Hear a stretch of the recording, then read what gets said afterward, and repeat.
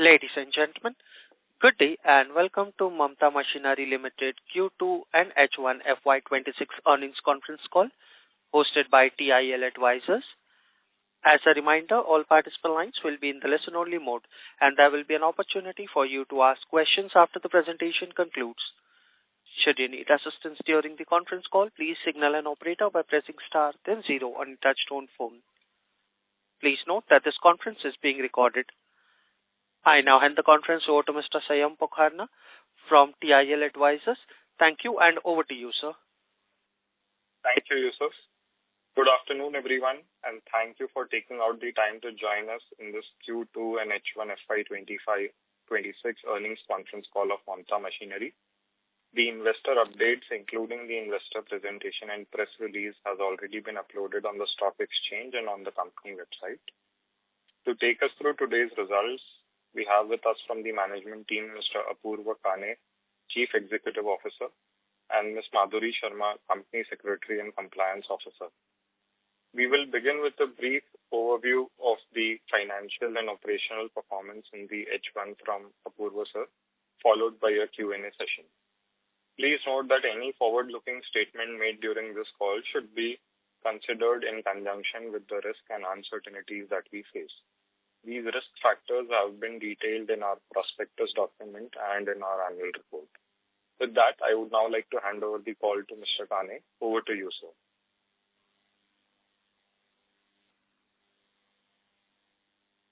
Good afternoon, everyone, and welcome to Mamata Machinery's earnings conference call for the second quarter and first half of FY26. It's a pleasure to connect with you again and take you through our performance and developments over the last 6 months. Let me first begin with an overview of our financial performance. Mamata delivered a healthy set of results in Q2 and H1 FY26, driven by well-rounded growth across all key metrics.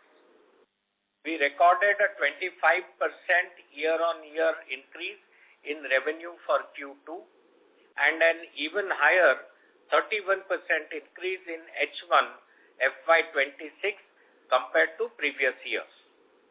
We continue to maintain a 70 to 30 ratio for export to domestic sales.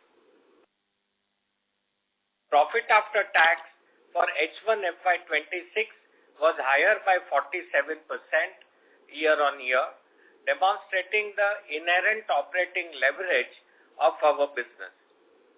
Q2 profitability saw a marginal decline on a year-on-year basis, primarily due to higher spending on exhibitions, marketing, and travel during the quarter. These expenses stood out at about 5.3 crores in Q2 and 9.6 crores for H1, translating to increase of 47% and 44% year-on-year respectively. This step-up was largely budgeted for, as few major international trade shows were scheduled closely together within this period. Some of these are also scheduled in second half of the year, so we have also budgeted certain expenses in H2. Such industry events help us build a global visibility, strengthen customer engagement, and ultimately support long-term growth. I would also like to reiterate, as we have discussed in previous calls, our business carries an element of seasonality. Q1 typically tends to be the slowest period, while activity builds up as we move towards the second half of the year. Q4 in particular is usually our busiest quarter. Hence, sequential variations in quarterly numbers are a standard feature of our yearly operating cycle and should be viewed in that context. This also applies to our product vertical-wise performance as depicted in our slide number 4 of our Q2 investor deck. Product vertical growth should be looked at on a rolling average basis, as there may be some lumpiness based on order deliveries.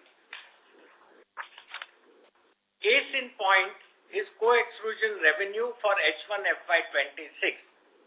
While revenue is down, we have booked significant orders recently and some are scheduled for delivery in H2.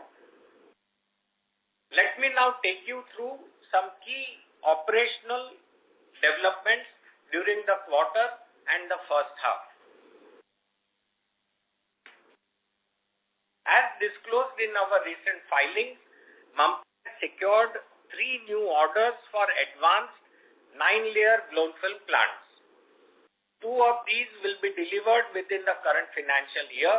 These are technologically sophisticated, high-value co-extrusion solutions that align perfectly with our strategy of positioning Mamata as a go-to partner for customized high-end projects in co-extrusion space. Alongside, we are also pursuing additional orders for similar 7 and 9-layer co-extrusion lines, which we expect to materialize in coming quarters. At PAC Expo USA event held in Las Vegas in September, we unveiled our new HFFS duplex packaging line, a second-generation product following the success of our HFFS Simplex series. This upgraded packaging line delivers higher outputs, better efficiency, and advanced functionality compared to its predecessor, and was very well received by our North American customers. We are confident that commercial orders for this product will follow shortly. We also showcased 2 new machines at K 2025 in Düsseldorf. K is one of the largest exhibitions in the world for plastics and rubber. The first was innovative wicketer capable of handling both conventional wicketed bags and side seal bags with non-wicket flat stacking, thereby expanding operational flexibility for our customers. The second was a pouch making machine designed to run fully mono-material recyclable films, underlining our continued push towards sustainable flexible packaging solutions.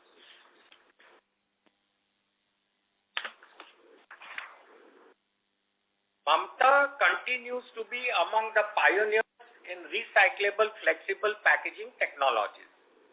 In recent months, we achieved meaningful progress in developing next-generation machinery solutions capable of using recyclable or monomaterial films.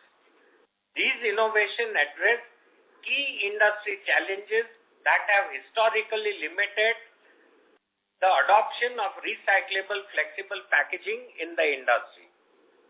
Despite all of the government regulations and push, by offering variable, viable and cost-efficient solutions without compromising on packaging quality, we believe this will significantly accelerate brand owners' transition to sustainable flexible packaging while enabling them to meet their ESG and long-term sustainability commitments. We view this development as a positive step towards future growth. These were all the important operational developments. Lastly, I would like to touch upon a micro development and our business outlook. The recent tariff-related headwinds in the US market have created some temporary uncertainties for exporters across India. Our assessment is that these headwinds are transient, and we remain fully committed to our presence in US market. Our relationships with customers in this region are strong and built on long mutual trust. At the same time, our diversified product portfolio, growing global footprint and increasing penetration in alternate export markets provides us with natural hedge against such developments. As on date, our order book stands at 144 crores with a similar 70 to 30 ratio of exports to domestic sales. This solid pipeline gives us visibility for the remainder of the year. With that, I would now request the moderator to open the floor for questions. Thank you. Thank you very much, sir. We will now begin the question and answer session. Anyone who wishes to ask a question may press star and 1 on their touchtone telephone. If you wish to withdraw yourself from the question queue, you may press star and 2. Participants are requested to use handset while asking a question. Ladies and gentlemen, we'll wait for a moment while the question queue assembles. First question is from the line of Nishita Shanklesha from Sapphire Capital. Please go ahead. Yes, hello. Am I audible? Yes, you are. Please go ahead. Yes. Yeah, I just had a question. The order book of 144 crores that you mentioned, can you say what is the execution timeline for that order book? And also from the 70% exports, how much is our exposure to the US market? Absolutely. Out of the 144 crores, as we have earlier mentioned, there is one 9-layer line order that is going to spill over into H1 of next financial year, the value of which is approximately 10 crores. So that is first first part I have given the answer. The second is that out of remaining orders, 70% are exports. Out of that 70%, the US exposure is about 15 crores. Okay, understood. So 144 crores, 10 crore order will spill over in H1 FY27. So the rest 134 crore order are we expecting to execute by the end of H2 FY26? Yes. Okay, understood. And from this order book, 70% is US, and from that 15 crore is the US exposure. Is that correct? Correct. Okay. Now, if you can give some guidance on the top line for FY26 and FY27 and some margin guidance. Is margin going to stay in the range of 15 to 20% EBITDA margin?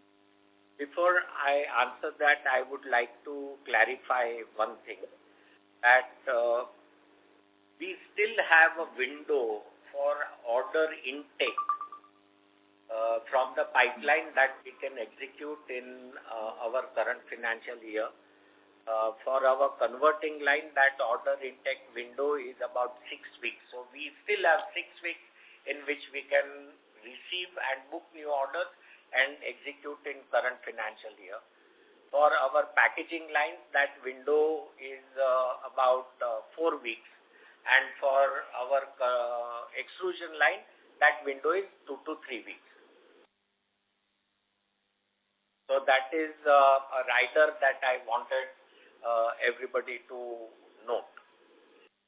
Coming back to margins, yes, we are confident that we will maintain the margins as for our previous year. You see some shrinkage in margins year on year as compared to last year, and that is largely because of higher exhibition expenses that will spread out as Q3 and Q4 progresses and as new execution comes into play. Okay, and so you are saying in Q1 and Q2 we've done a margin of 8% and 12% respectively. So so we are expecting much higher margin in Q3 and Q4. I think we did about 14% last year. We see something similar. Okay. Understood. And anything on revenue for FY26 that you see? Like I said, we still have a window for new order booking and execution in current financial year. That window is approximately 6 weeks. So we would like to wait for 6 weeks before we can give a figure, or we can float a figure for our investors. Okay, perfect. Thank you so much. Thank you. Participants, to join the question queue, you may press star and 1. Ladies and gentlemen, anyone who wishes to ask a question may press star and 1. Next question is from the line of Lakshmi Narayan from Tunga Investments. Please go ahead. Yeah, thank you. I joined the call a little bit late. Just one question on the packaging segment, especially exports. Can you just help me understand what is the order book like and what kind of clarity we have when compared to when we started the financial year?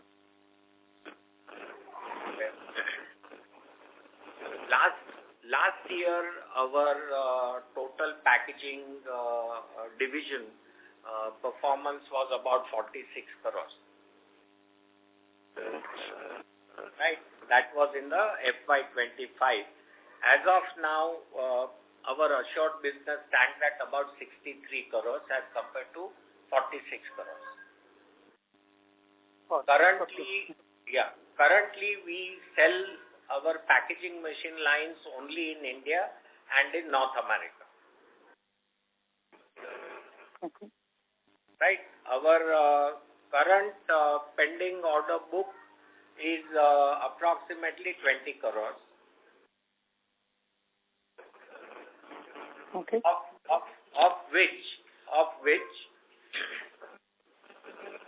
crores is for USA and balance is for India.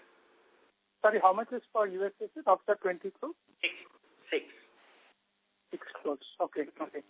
So the thing what you're saying is that for this year at least we will do 60 to 65 crores of revenues in the packaging part. Yeah, we should be doing that, yes, comfortably. And that would mean how many machines and what will be the revenue split between India and US? At around 60 to 65 crores. Okay. So out of 65 crores, USA will be around 25 crores and the rest will be India. And how many machines you expect, sir, from that? That's about 22 machines. Okay. And the realization is different between two geographies, or can you just give some indication on that? That is something that I would not like to disclose on a public platform, sir. Got it, sir. So when you started the year and where we are now, how is it going in terms of your own internal targets and budgets? Are we on a positive surprise, or are we actually tracking, or we have a lot to catch up with? How do you assess where we stand now? As far as our extrusion is concerned, we are ahead of our internal targets. As far as packaging is concerned, we are in line. And as far as converting is concerned, we are lagging a little bit, but as I said earlier, we still have a 6 weeks window to make up for it. And in terms of spares and in terms of other stuff we actually sell, how that is actually tracking now? We don't really track aftermarket sales. For us, that is not important because it's not a significant part of our top line. It happens to be between 5 and 7%.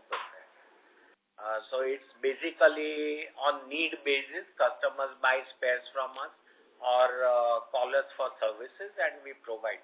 We don't really push for it. Sorry. And if you look at the India scenario, especially in the in food packaging, what is your read when you talk to some of these wafer companies and other namkeen companies and so on, how they are thinking for the next 2-3 years in terms of growth. And because I remember there has been some orders which were delayed, especially from the Indian Indian snacks firm. So can you just throw a light on that? So, first of all, the Indian snack firm, I will not name it right now, which orders were deferred to current financial year. They have been delivered. Not only that, the same company has placed orders for a couple of more machines. As far as namkeen industry or wafer industry in particular is concerned, it is growing at rate of double digits, definitely. On estimate basis, it's supposed to be around 12%. And so our sales are growing along with it in that particular industry. But there is something that I would like everybody on this call to understand. I did speak about sustainability, and that is a huge opportunity for India and for Mamata in particular. See, what happens is that the typical film structures that are being used by the industry today are non-recyclable. The recyclable structures that are currently available are either not able to provide protection from moisture and from oxygen to the products that are being packed, or if that happens, that it is far too expensive. Just to give you an example, a normal PET PE structure is being bought by brand owners at about 180 rupees. This is approximate figure. This may differ by 10 rupees here and there, but mean value would be around 180 rupees. And a good barrier monomaterial film compared to that is around 320 rupees, which is recyclable. We are the only company that actually makes co-extrusion blown film plants, so we understand rheology of plastics, and then we make pouch making equipment as well as end-of-the-line packaging machines. Now, we have been working on this extremely extensively for last couple of years, and we have been able to create a film structure by making special designs in our co-extrusion blown film lines that would allow somebody to make a good barrier film at a much lower cost. So we think that brand owners can access a good quality recyclable barrier film then at around 250 rupees a kilo, and that we consider a breakthrough. We have also created a complete ecology where we can offer converting machines that can process these films, and also end-of-the-line packaging machines on which these films can be run. So this is something that we'll be taking to brand owners in next few months, and we hope that this will bring the desired change and to some extent relief to brand owners, because then they will be able to meet their EPR norms much better at lower cost. Okay. Thank you so much. I'll get back with you. Thank you. Next question is from the line of Sayyam Shah from Solidary Advisors. Please go ahead. Hi, sir. Thank you for the opportunity. Am I audible? Yes, you are. I just wanted to ask, sir, what is our total US exposure? Because if I see in our investor presentation, it's around 30% odd, but in the annual report, it's quite lower. So can you just help me align both these numbers? That anomaly you see is because, please understand that Mamata Enterprises Inc., which is a 100% owned subsidiary of Mamata operating from US, is responsible not only for United States of America, but is also responsible for sales in Canada as well as Central South America. So when we say sale of MEI 30%, that includes sales into Canada as well as Central South America and USA. If you purely look at sales within USA, then it amounts to about 15% of the top line historical. Okay. And sir, the tariffs are applicable on the 30% at the on the sales which are done via Mamata Enterprises Inc. or only the sales which are made in US? Only for the sales that happen within USA. There is no tariff applicable within USA for sales that are done by Mamata Enterprises into Central South America or Canada. Got it. And sir, what was our order book in September 24? Order book in September 24 was 131 crore. Compared to that, this year order book is 144. Got it. Thank you. You're welcome. Thank you. Next question is from the line of Manish Goyal from ThinkWest Wealth Managers. Please go ahead. Yeah, thank you so much, sir. I have a few questions. Just, I missed the order book comparative number. What was it, sir? You just mentioned. So, Manish, the order book last year on 30th September was 131 CR. Okay. Okay. And as on today, the order book is 144 CR. Okay. Okay. Thanks a lot, sir. Sir, couple of questions just on continuing on the sustainability aspect on recyclable films.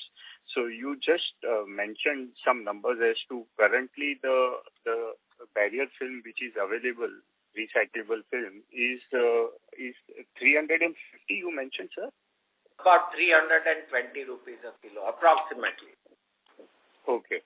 And the development at our end in terms of what we have developed in terms of the structure, that under that co-extrusion film which can be made from the machine, what we can provide, the price can drop to 50 rupees, which you claim that it is probably affordable for the global market. I'm not claiming that it will be affordable. I'm saying that it will be much lower than 320, and therefore it will bring relief to brand owners. Okay. And this 250 is based on today's scale. As the consumption improves, that cost will also drop. Sure, sure. So, sir, how are we seeing this adoption? Because we are probably now at all the three machinery levels like film production, converting, and as well as the end of the line packaging machine. So have we started getting some inquiries, and how is the environment on adoption of this type of films? So we were basically waiting for certain certifications to come in. Certifications regard to what is the barrier on vapor or what is the barrier on gas and things like that. And we wanted to have authentic information before we go to brand owners. So this is a very recent development. We have now received certification from a lab in Singapore as well as from Indian Institute of Packaging as to what is the actual barrier property of the film that we are talking about. And we plan now to take this as an alternative to some of the brand owners that we have identified to begin with.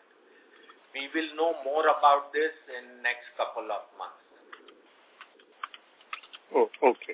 And what is the level of competition or maybe any competitive development which has happened or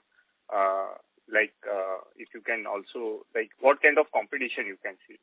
In a simple word.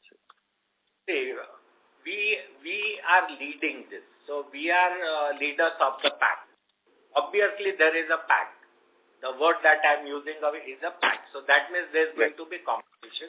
But since we will have the first mover advantage in this particular case, we should be able to garner a good chunk of the market expansion that will happen. Currently, the non-recyclable film consumption in India in FMCG is around approximately 1 million pounds or million kg और 10 lakh ton का अभी है consumption. Even if we think that 10% of that over a period of next 10 years get converted, that will be substantial business for Mamata as well as even our competitors. So we believe that this will overall expand the market. Okay. So would it be possible that you probably offer all the three? Okay, so I think you have a different set of customers for co-extrusion and converters and maybe the brand owner. So as you have explained earlier also, fine. And hope that we probably see this any success maybe probably in near short term. Hopefully, sir. Sir, a question on our one-time expenses, what you mentioned in your opening remarks, which was, I just want to reconfirm that the one-time expenses you mentioned was 5.3 crores in Q2 and 9.61 crores in half one. So is this entirely one time or how should we understand this? The difference between the two is one time. So it's about 4 crores additional. 4 crores additional in quarter two. Yeah. Now this will get spread over Q3 and Q4. So from 8% PAT that we have had, we will recover it to our normal PAT that we have been giving historically. Okay, so sir, but I believe the K trade was in October, which is the biggest trade show. So in this quarter also we will have some more one-time expenses, sir? Yes, some of it will be there in Q3. Okay. So according to and then after that in February we have a very large exhibition in India, that is Blast India, that is happening in Delhi from 4th of February. The total expenses is nearly 4 crores for that just one exhibition. Okay. So if you can just roughly total up like what could be this one-time trade related expenses in the current year which we will incur, sir? Just a rough number. So basically, we have published our last year's figures. Everybody knows that. Last year we spent on exhibitions about 8 crore in the entire year. This year we will be spending about 12. Okay. Thank you so much, sir. Sir, were there any deferment of revenue booking in the current first half?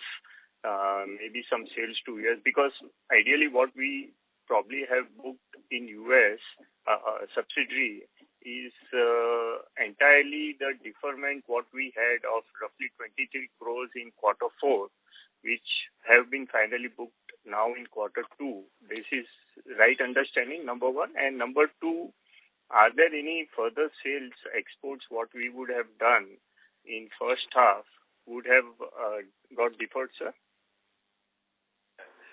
There was a deferment, but not a very big deferment. It was approximately 2 crores, not too much, in H1.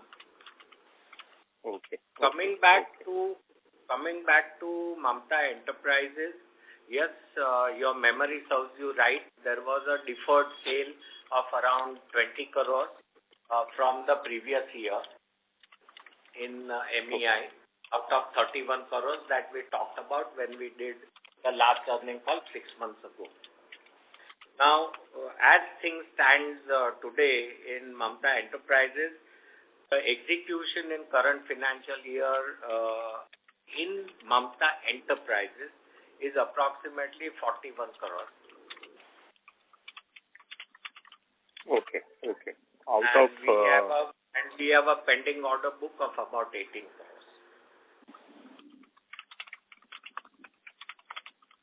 Okay. Fine, sir. Sir, thank you so much. I'll definitely get back in with you, sir. Thank you, Manish. Thank you. Thank you. Before we move to the next question, a reminder to the participants to ask question, you may press star and 1. Next question is from the line of Lala Ram from LRS Capital. Please proceed. Hello, good evening, sir. Good evening. I have two questions. The first one is, you mentioned about the opportunity size for recyclable film, 10 million tons, of which if it is 10% converts, that will be a significant opportunity. Can you convert that into actual requirement of machines or something in terms of business? How does that conversion work? I would not like to hazard a guess because under the best of circumstances that will be guesswork. But I can tell you as much that we expect out of nearly 10 lakh tons of PET PE films that are being used, which are non-recyclable, a conversion rate of at least 10% per year. That would be about 1 lakh tons getting replaced by this film. And that is a substantial number by any yardstick. Got it. And so this, you're saying 10% per year, or is it cumulative 10% over 5-10 years? What did you refer to? 10% per year. That will be the initial this. And then as you build up the success stories, it is likely to grow from there. Got it. It all depends on the velocity at which brand owners want to work with. It is not dependent on us. Our job is to bring technology and present that technology to the industry. Adoption by the industry is not in our control. So right now, the adoption from the brand owners will be driven by purely regulatory reasons, like EPR norms, or is there any other incentive as well? So there is a regulatory reason. India में बिना डंडे के तो कोई काम होता नहीं है. Correct. But besides that, there was a recent report where McKinsey did a survey of Gen Z in India, and the survey clearly stated that the new generation is quite sensitive to this particular aspect of non-recyclable packaging, and that the new generation is prepared to pay even little bit more if the packaging transits from non-recyclable to recyclable. Got it. So right now, what is the regulatory norm from the government side? Regulatory norms are EPR, and they are well stated. You can always read it up. Okay. It is called Solid State Management Rule 2018. Got it. And what about international markets? What is the adoption there, and are we trying to exploit that market as well? There is an adoption there where monomaterial barrier films are being used. But again, everywhere the problem is that monomaterial films by themselves, if you use, they are not more expensive than PET PE, but then they don't offer you the barrier from moisture as well as oxygen. As soon as you start using monomaterial films that have good moisture barrier as well as oxygen barrier, then the prices are going through the roof. I would not like to comment if this is actually because of the cost or it's opportunistic pricing by people who make this film. But I can tell you as much that we have looked at this aspect, and we have basically reduced use of very expensive materials, and therefore we have been able to make films that would allow a brand owner to get good barrier from moisture as well as gas at substantially lower cost. Whether that substantial lower cost is enough for brand owners to adopt this film or not is a question that will be answered in future. Okay. One more question is, because of this transition, which of our businesses will help, all three of them, or is it one specific business that will benefit the most? Well, extrusion is the mother machine, so the first impact you will see is on extrusion. The packaging machines sales is driven basically by the capacity growth of brand owners. But because there are a lot of machines that are already installed in the market which may not be able to run such films easily. There might be tendency to replace those machines. So we think that there will be a replacement market in favor of our machines. Got it. One last question. In the previous con calls, we have stated our aspiration to grow at 18 to 20% over medium to long term. Are we on track with that aspiration? The aspiration has not changed, but to some extent we have been trumped like everybody else. Okay. Got it. So is it fair to assume that maybe this year lower and then we'll try to play catch up? See, I have already said that we consider this challenge as transient. Yeah. Our commitment to US market has not lessened. In fact, our resolve to become stronger in US market has increased. The proof is that we have currently an extremely aggressive recruitment program to expand our sales team as well as our service team. We are putting in money in that market where in Pack Expo we spent something like $250,000 in that exhibition, and therefore we are fully committed to that market. Once whatever trade deal or India stopping to buy oil or some of these things that are not really in our control flip, actually whatever we are doing today will give us a fillip in that market, and we are confident that this will happen. Got it. Can I squeeze in one last question?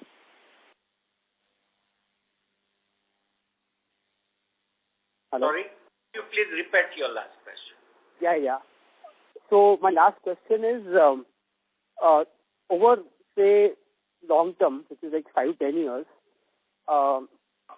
do you have certain vision of what Mamata could look like in terms of size, in terms of product categories? Today we are primarily in solid food products, right? Packaging. We have spoken in the past about liquid packaging as well. Just want to understand right now what is the long-term picture with respect to how you want to build this company. If we talk of converting machines as a division, which is our legacy business, we are considered as one of the top 5 companies globally. Right? We have presence in 80 countries around the world. Almost everywhere in the world we sell our machines, and we are well known for that. We would like to achieve similar milestones for our packaging machines. I have said this earlier too, that the engine for growth of Mamata is packaging machines, and we are fully committed to that. I have said this today earlier also, that as compared to 46 crores last year, we would easily be doing around 64 crores this year. So that delivers on our vision. It validates our vision that this kind of 40% plus growth is possible year on year. And as we start entering into Middle East, Africa and Europe for packaging machinery markets, we are sure we will be able to deliver something like that. So that is the vision. Whether we want to be a 10,000 crore company or 5,000 crore company is not really our vision. Our vision is to maximize our presence globally, and then it just adds up to number, whatever number it could be. Just a small question, sir. If we were to become top 5 in packaging machine, what would be the sale that you have to do today, for example? You will have to really understand the dynamics of how this works, because when we talk about top 5 companies globally, they are all conglomerates. The total global market for packaging machinery is about $8.3 billion. Out of which there are 4 companies that do $6 billion. Okay. Right. Each company is anywhere between $1.6 billion to $2.4 billion. But these are conglomerates. They have become what they have become by buying new companies and adding it to your portfolio. Okay. As a vision, I can tell you that there isn't a single Indian conglomerate in existence today. Can Mamata become the first Indian conglomerate is the question. Got it. Thank you so much, sir. All the best. Thank you, sir. Thank you. The future. Next follow-up question is from the line of Lakshmi Narayan from Tunga Investments. Please go ahead.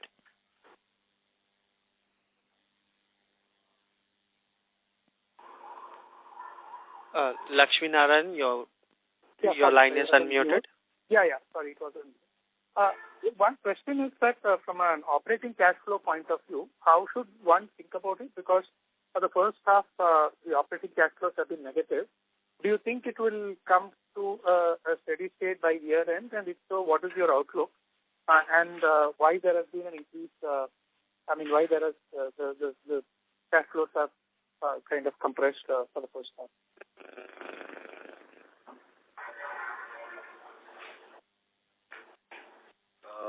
I think I will have to relook at this because I have looked at our figures and I don't see what you are saying that our cash flows are negative in H1. That is not the case. We continue to remain debt-free almost, and we don't see that thing changing. We are operating through our own approvals. We don't even have a line of credit from the bank. I'm talking about the operating cash flows. It shows a negative 40 crores of operating cash flows.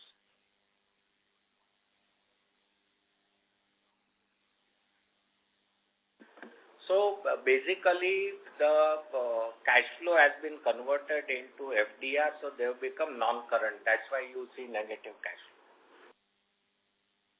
Sorry, can you just repeat it, sir? Sorry, I didn't get it.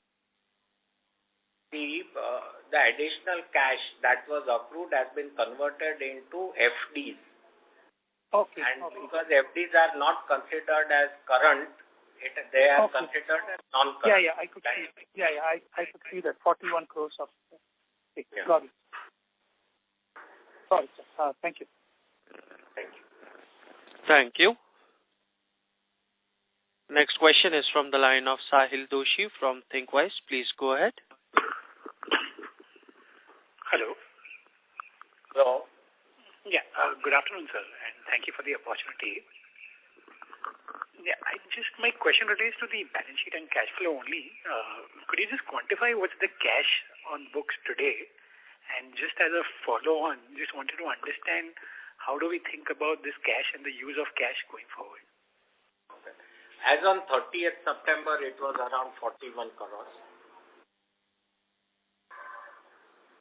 Okay. 61 crore FD. So there were FDs on 30th September. 30th September was about 40 crores, 41 crores as I said earlier. I've said this 6 months ago also.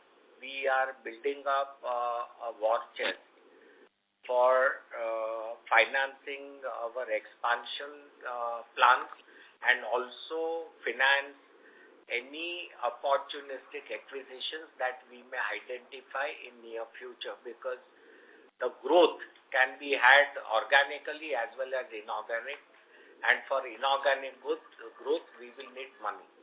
So we are building a war chest. Sure, sir. Understood. And just on clarity on the packaging machinery number which you said 46 crores last year. I think the presentation says 36. So is it we're including something else? I'll have to look at it. Maybe I missed. But this year it is definitely 64. Okay, got it. Understood.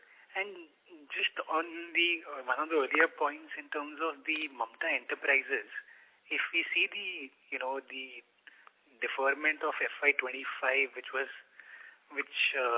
around 20 odd crores, and the revenue in subsidiaries, which is consolidated minus standalone, is around 23 crores in H1 of this year. So does it mean that the entire deferment from last year has not yet come in revenues, or there is further deferment of the existing book or something of that sort? There is no deferment as far as on date figures are concerned.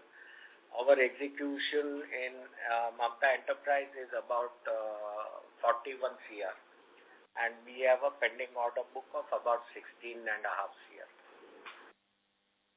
Okay, and the last year revenue of 20 odd crores, which was deferred, is completely booked, sir? Yeah, it was completely booked. So 41 includes that 19 crores. Okay, understood. Perfect. Thank you for the clarification. I'll come back in the queue for anything. Thank you.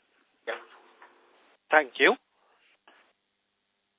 Next follow-up question is from the line of Sayyam Shah from Solidarity Advisors. Please go ahead. So just one more question. Is there any benefit which we are seeing because of the GST rate cut that happened? We do not see a direct benefit as such, but we believe, like everybody else believes, that because of GST reforms, particularly in FMCG sector, there is likely to be a spurt in demand because people have more money to spend. This is in combination of this ITR limit that has been extended for salaried class to up to 12 lakhs, I believe. There is no income tax payable. So that has also put substantial money in hands of middle class and lower middle class segment in India. And combination of these two will definitely, there is likely to be a GDP growth, or at least it will compensate for GDP that has been lost due to lower exports to USA. But FMCG, as the demand grows, so will the demand grow for packaging machines. So that is the connection. But that pass-through is going to take some time. It's not going to be immediate. Got it. Thank you. Thank you. Next follow-up question is from the line of Manish Goyal from Thinkwise Wealth Managers. Please proceed.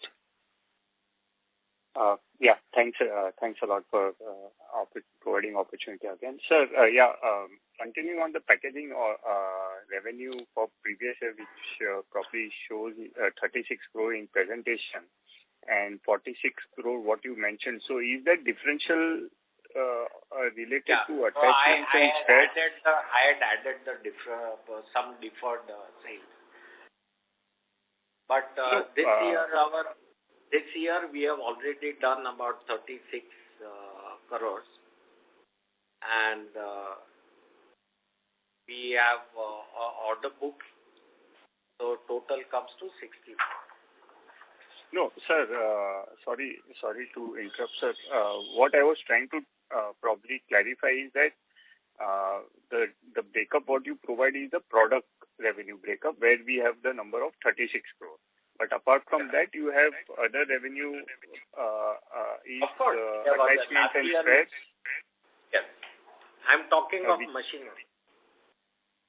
So it is like to like. So basically, you will do 64 crores versus 36 crore machinery sales. Yes. And whatever attachment and spares would be separate, which is anyways okay. Sir, on packaging machine, we have been looking to enter Europe markets and Middle East markets. So, and you did mention that we have been hiring team. And would probably want to leverage on our existing customer base of the converting machines over there. So, sir, how is the progress in terms of creating visibility for our packaging machine? probably do you see that some of your existing customers can be converted, or how is it that, or it will be a newer set of customers? And ideally, by when do you think we should be able to get the first set of breakthroughs in this market? That was first set of questions. I'll probably ask the second question later, sir. Yeah. We are working very hard at breakthrough. First of all, now we do have a team in place. So we have 2 full-time people in place for packaging, and these 2 people are being led by our president, Mr. Venkat Rajshekar. And we anticipate to have our breakthrough orders, as you call it, in Q3. Oh, okay. Great, sir. And any sense on probably out of $8.3 billion market, what you alluded to earlier, how big would be, say, this Europe and Middle East, or maybe let's put it that probably low-hanging fruits for you in near term, where you can probably capture some of the orders in near term, sir? Nearly 50% by 8.3 billion is USA itself. That is the largest market in the world for packaging machinery. Oh, okay. And sir, my second question was on some of the new products which you had introduced recently, and one of them was VFFS, which ideally I understand is for small packets. So how is the progress and adoption or the success for us in that category, sir? Now we have about 3 customers who are using, or 3 brand owners who are using this machine from Mamata, and we do expect a few more orders in near future. Okay. Thank you so much, sir. Thank you. Next question is from the line of Lalaram from LRS Capital. Please proceed. Sir, I want to understand what is the ordering flow year to date versus last year. I don't have that figure handy. I'll send it across. Okay. Thank you. There is a correction that I would like to make. Somebody asked a question as to what was the cash on hand on, I think Mr. Sai Doshi asked this question from ThinkWise, that what was the cash on hand as on 30th September? The answer is 71 crores.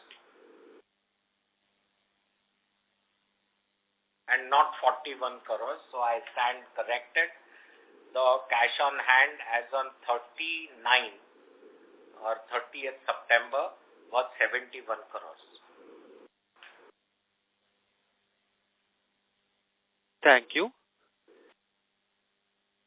Ladies and gentlemen, as there are no further questions from the participants, I would now like to hand the conference over to Mr. Apurva Kane, Chief Executive Officer, for his closing remarks. Over to you, sir.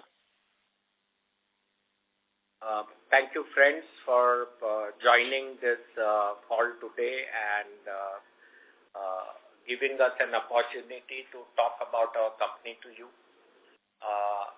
If there are any follow-up questions, you may please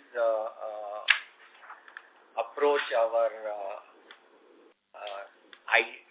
TI consultants, our IR consultants, and we will try and do our best to answer those questions. Thank you very much once again for joining this call. Thank you, sir. On behalf of Mamata Machinery Limited, that concludes this conference. Thank you all for joining us, and you may now disconnect your lines.